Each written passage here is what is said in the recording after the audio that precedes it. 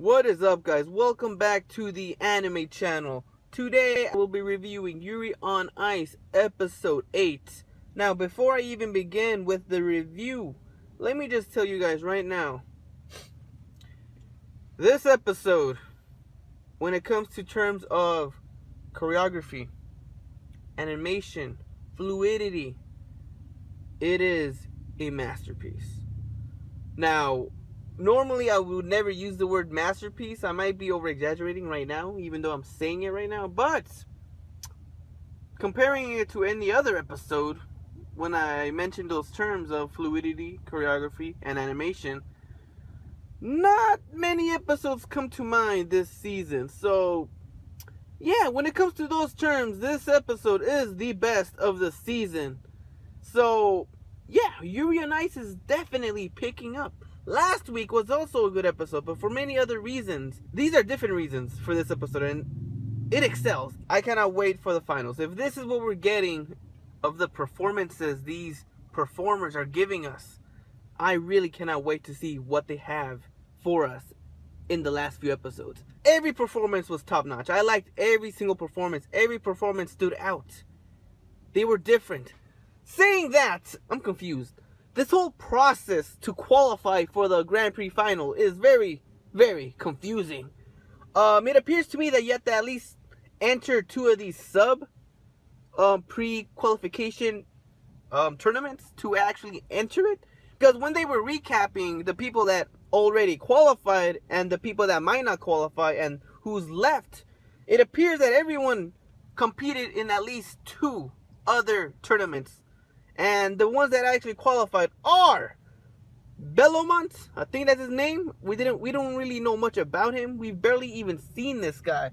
And the other guy is Christopher, who we saw last week. So there's no surprise Christopher is the one that advanced. Watching this episode, man, Christopher might not even be a major threat because we got some other contenders in this episode.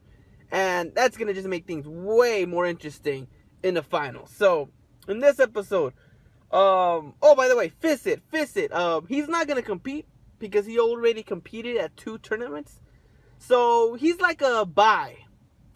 In terms of tournament standards, a bye means he's a wild card. He might not make it, he might make it, depending on the result of this tournament. So he's on standby right now. This episode introduces so many other characters that kind of make Fissit look, let me see, what's that word? Bland.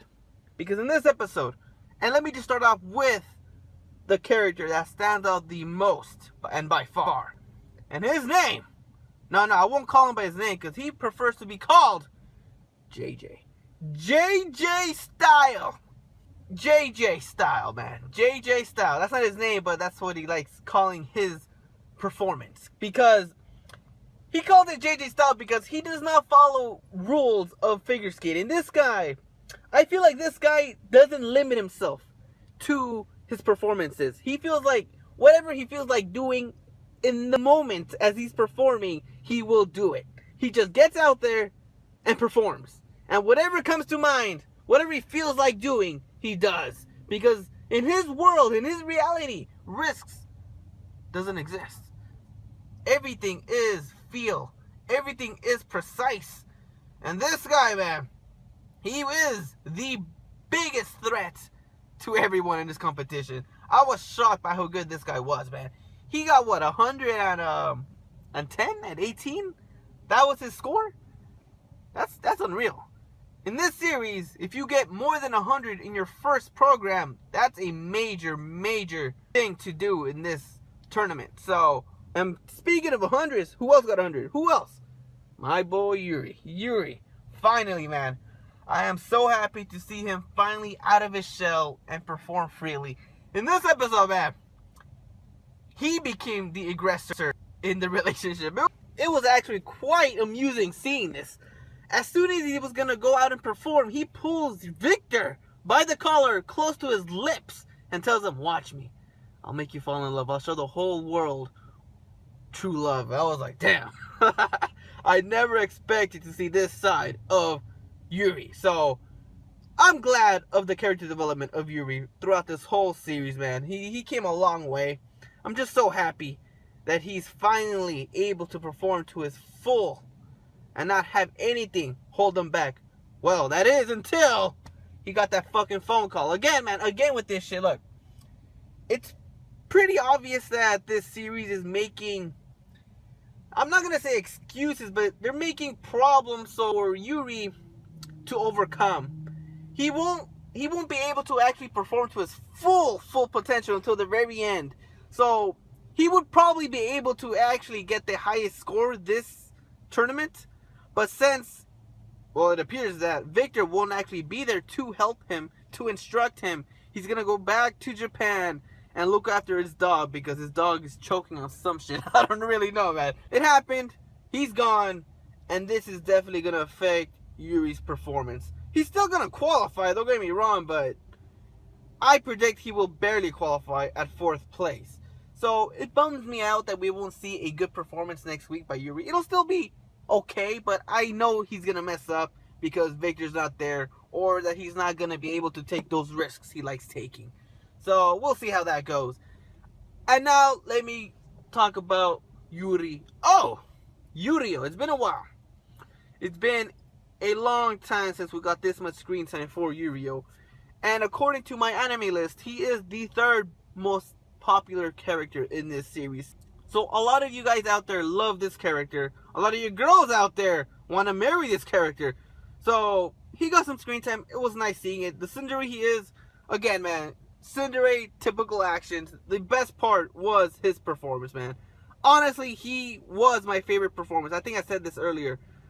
I loved it, man. I loved it. He fucked up in the beginning because he felt that pressure. It's almost like the roles reversed for Yuri and Yurio. Yuri's performing freely. But after seeing how well Yuri developed his routine, it kind of made Yurio feel, I don't want to say insecure, but he felt threatened. He felt like he wouldn't be able to outperform him. So that had an effect to his performance, and he fucked up in the beginning. But the ending, man, the ending, those spins. I'm telling you, I love the fucking fluidity of this series, especially with these earlier performances, man. It's so good. It really is. He kept spinning. It was all in one take. There was no cutaways at all. It was all in one take. It felt like it was all in one take. It was so good, man. I loved it. And he got, I think, third in the short program. So I'm happy that he is getting the spotlight he deserves. And yeah, he's gonna qualify for sure. Now, the last few characters that were shown to us in this episode was Lee, Michi, and I believe his name was Nicola. Emil. Yeah, Nicola Emil. These 3 characters, look, they were good. I liked the performances. They were funny. Each had their own quirk. Lee, you know, he doesn't really like talking to people. He's kind of rude. It was funny seeing that too. Michi has this weird obsessity for his little sister. It's funny. It was the funniest bit out of those 3 characters. And Emil,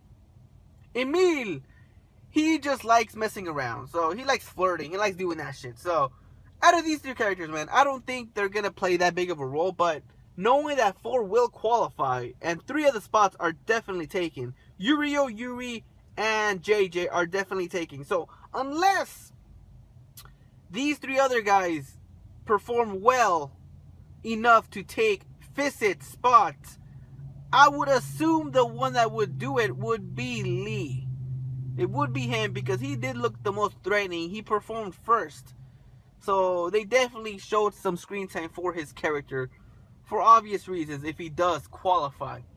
But Fisset, man, Fisset's pretty good too. So I don't know, man. It's really hard to tell at this point. I don't know. If Fisset does not qualify, it will be Lee. But I feel like Fisset might edge it. But I don't know, man. We'll see how this series goes. But yeah, hopefully Fisset qualifies. So other than that, that is pretty much the episode. There were some funny bits. My favorite part of the episode when it comes to comedy was definitely Yurio. They call him the Ice Tiger or White Tiger, I forgot, but they call him a tiger. So when he's performing, all these girls have Neko ears, and that's hilarious. That is so funny.